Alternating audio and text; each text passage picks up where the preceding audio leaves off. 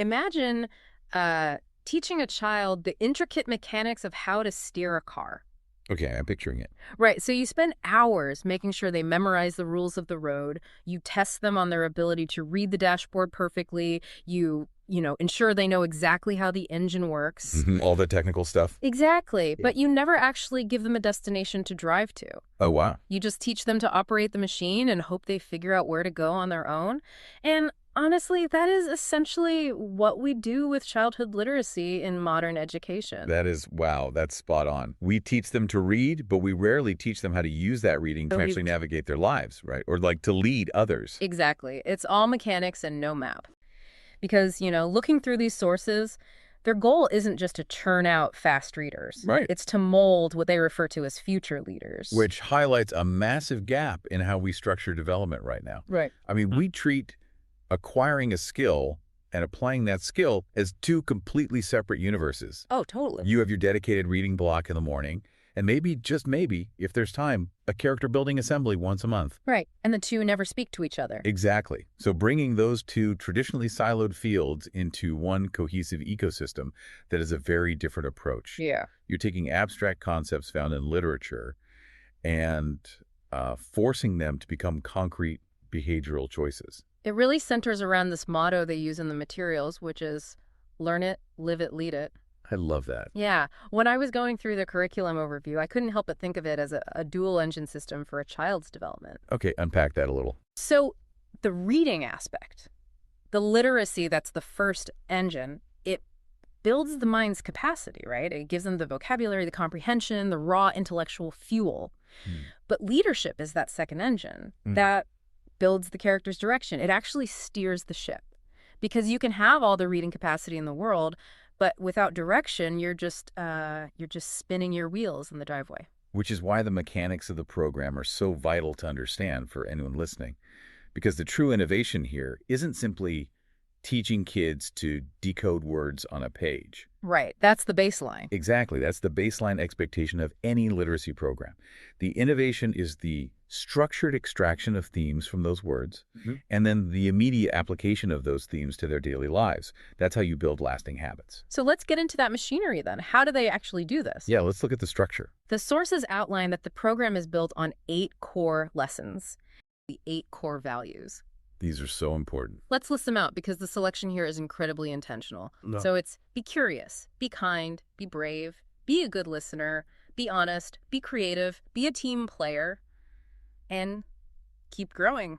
Now, notice what is missing from that list. What do you mean? None of those values are strictly academic metrics. Oh, yeah, true. They aren't be a fast reader or memorize your multiplication tables or sit still.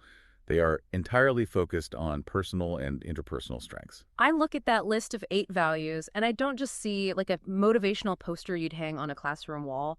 I see a Swiss Army knife for character development. A Swiss Army knife, I like that. Think about it from a child's perspective, right?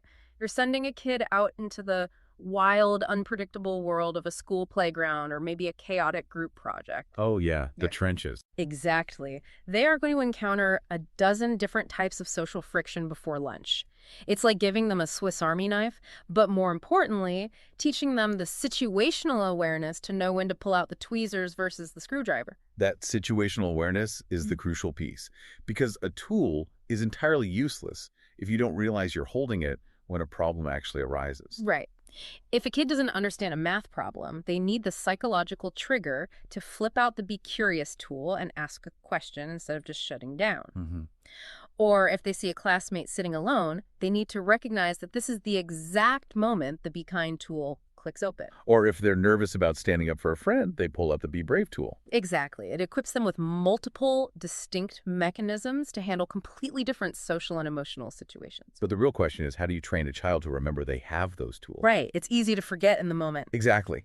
And that is where the program introduces what I consider its most powerful mechanism, which is the reflective approach. Oh, man.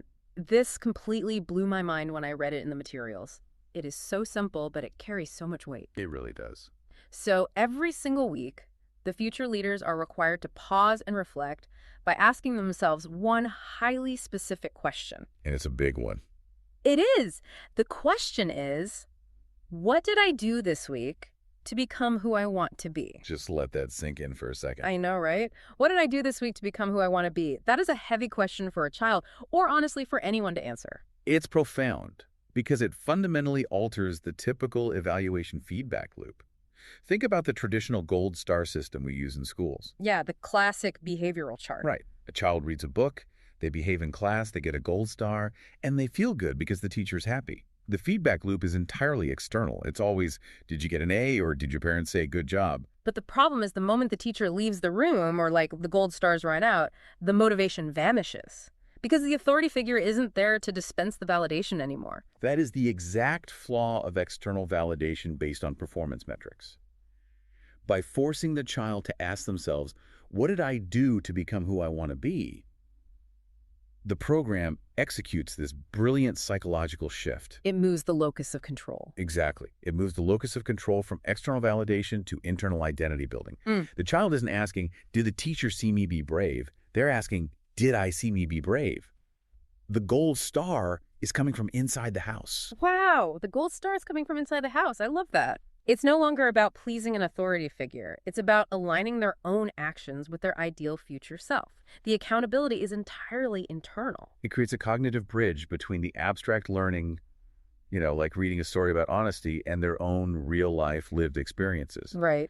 If their aspirational identity is to be an honest person, they have to self-audit at the end of the week. They have to scan their own memories. Did I act honestly when I accidentally broke that toy, or did I hide it? That's tough. It is. It completely rewires how they view their own actions because they are suddenly the judge of their own character. And when a child reflects on being a good listener every week, they stop fearing the teacher's reprimand for talking out of turn, and they actually start valuing their own ability to pay attention. Exactly. And that removal of fear, it lowers their social anxiety, which explains a lot of the outcomes the program claims. But wait, let me play devil's advocate here for a second. Sure. Because internal reflection is entirely invisible. Yeah. Shifting that psychological locus of control is beautiful in theory, but we live in a practical world where educators and parents need to know a program is actually working. Right. You need metrics. Yeah. If a kid is internally deciding to be brave, how does a parent or teacher actually know it's happening so they can validate it? That seems like a massive blind spot to me. How does this internal philosophical shift translate into outward measurable success? You're touching on the necessity for tangible tracking, which the program actually addresses directly. They track specific outcomes, like confidence in communication, stronger reading and comprehension skills, critical thinking, problem-solving abilities, and, honestly, significant increases in social and emotional awareness. Okay, but how are those linked to the internal reflection? The causal link is very clear once you see it in practice. When a child starts trusting their own internal identity when they truly believe they are curious or they are a team player, their social anxiety plummets. Oh, because they aren't worried about failing. Right. That is why you see a spike in confidence in communication. They aren't afraid to speak up or read aloud because they are operating from a place of secure internal identity rather than a fear of external judgment. And the program provides a physical footprint to help track all of this, right? Yes, exactly. Because the sources outline that it's highly adaptable across different environments. It works in formal classrooms, after-school programs, summer sessions, and even right at the kitchen table at home. It's very flexible. Yeah, and they include built-in monitoring tools for the facilitators, plus a whole suite of tangible materials. There's the Leader-Acy student book, which is subtitled Reading and Leading at a Young Age, a Structured Curriculum Guide, interactive activities, a completion certificate at the end, and the Leader-Acy recognition tumbler. Right, and those physical materials are the solution to the exact blind spot you mentioned earlier. How do you track the invisible? You give it a physical anchor. Okay, but I have to stop you there. A drinking tumbler. Hear me out. I mean, I get a certificate, right. That makes sense. But how does a literal piece of plastic or metal drinkware facilitate an intangible concept like social and emotional awareness? It sounds like a gimmick. Think about the psychology of physical milestones and artifacts. Children, and frankly adults too, need tangible proof of intangible growth. Okay, sure. You can't put bravery on a bathroom scale. You can't measure curiosity with a ruler. When you are developing emotional intelligence, the progress is largely invisible. So you need a physical totem to represent the invisible progress. Exactly. Handing a child a physical completion certificate or awarding them their very own recognition tumbler after weeks of hard work acts as that totem. It is a physical artifact of their psychological achievement. Oh, I see. Furthermore, consider the daily routine. When a child uses that tumbler every day for their water or juice, it serves as a constant subconscious reminder of the identity they are building. They see the logo, they see Bite the Robot, and it triggers a positive feedback loop. It silently reinforces that weekly question. Oh, wow. So every time they take a sip of water, they are subconsciously reminded, oh, right, I am a future leader. I am someone who uses my Swiss Army knife of values. I am brave and kind. Yes. It anchors the philosophy into their daily physical environment. And the built-in tracking tools we mentioned earlier do the exact same thing for the parents and facilitators. It gives the adults a structured, formal way to observe and celebrate that growth. When an adult notices a child using the Be a Team Player tool and celebrates it using the program's framework, it validates the child's internal self-audit. It proves to the child that their internal efforts are having a real-world impact. So it's a completely closed ecosystem of development. The reading capacity fuels the mind. The 8 core values steer the character's direction.